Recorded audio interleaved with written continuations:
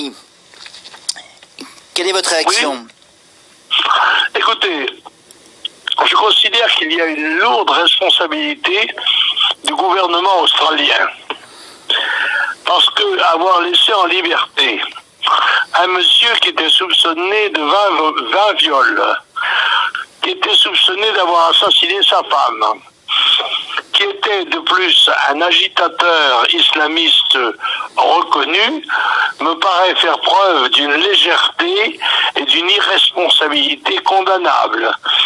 Et je pense que le gouvernement est responsable, co-responsable de la manière dont cette affaire a tourné. Avec, me semble-t-il, une exécution policière de moindre qualité que celle de notre GIGN. Oui, d'ailleurs, il y a quand même eu beaucoup de casse.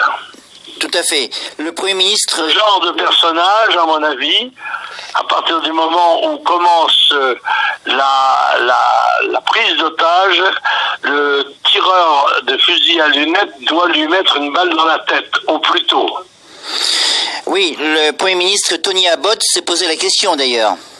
Comment? Le Premier ministre australien se pose des questions actuellement.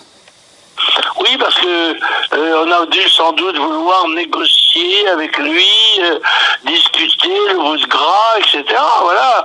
Alors que quand il y a des gens compétents qui sont en face de telles situations, s'agissant d'un individu de ce type, il fallait prendre des mesures radicales et immédiates.